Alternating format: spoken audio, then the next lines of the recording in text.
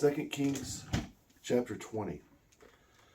In those days, Hezekiah was sick and near death. Then Isaiah the prophet, the son of Amoz, went to him and said to him, "Thus says the Lord, set your house in order, for you shall die and not live." Then Hezekiah turned his face toward the wall and prayed to the Lord, saying, "O Lord, remember how I walked before you in truth and with a full heart, and did what was good in your eyes." And Hezekiah wept with a great wailing. Thus, while Isaiah was in the middle court, the word of the Lord came to him, saying, "Return and tell Hezekiah, the leader of my people, thus says the Lord, the God of David your father, I have heard your prayer, I have seen your tears. Behold, I will heal you, and on the third day you shall go up to the house of the Lord, and I will add to your days 15 years. I will deliver you and this city from the hand of the king of Assyria. I will defend this city for my own sake, and for the sake of my servant David." Then Isaiah said, "Let them take a cake of figs and rest it on the boil, and he will recover."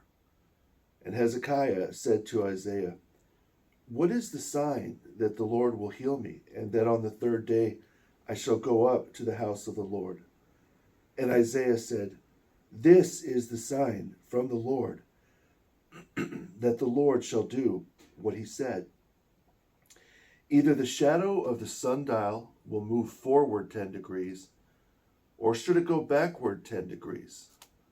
Hezekiah answered, "It is easy for the shadow on the dial to move forward 10 degrees. Therefore, let the shadow return and go backward 10 degrees. So Isaiah the prophet cried out to the Lord, and the shadow on the dial went backward 10 degrees. At that time, Baladan, the son of Baladan, king of Babylon, sent letters and a present to Hezekiah, because he heard Hezekiah was sick. So Hezekiah rejoiced in them and showed to these messengers all the house of his treasures, the silver and the gold, the spices and good olive oil, even the house of his vessels, all that was found among his treasures. There was nothing in his house or in all his dominion that Hezekiah did not show them. Then Isaiah the prophet went to King Hezekiah and said to him, "What did these men say, and from where did they come to you?" So Hezekiah said, "They came from a far country, from Babylon." He said, "What did they see in your house?" So he answered, "They saw everything in my house.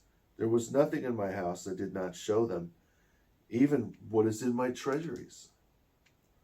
Then Isaiah said to Hezekiah, "Hear the word of the Lord. Behold, the days are coming when everything in your house and what your fathers accumulated until this day shall be carried to Babylon. Nothing shall be left, says the Lord. And as for your descendants, your sons, Babylon shall take them, and they shall be eunuchs in the palace of the king of Babylon." So Hezekiah said to Isaiah, "Good is the word of the Lord which he spoke. Let there be peace in my days." Now the rest of the acts of Hezekiah, all his might, and how he made a reservoir and an aqueduct, and how he brought water into the city, are these things not written in the book of the Chronicles of the Kings of Judah? So Hezekiah rested with his fathers, and he was buried in the city of David. Then Manasseh his son reigned in his place.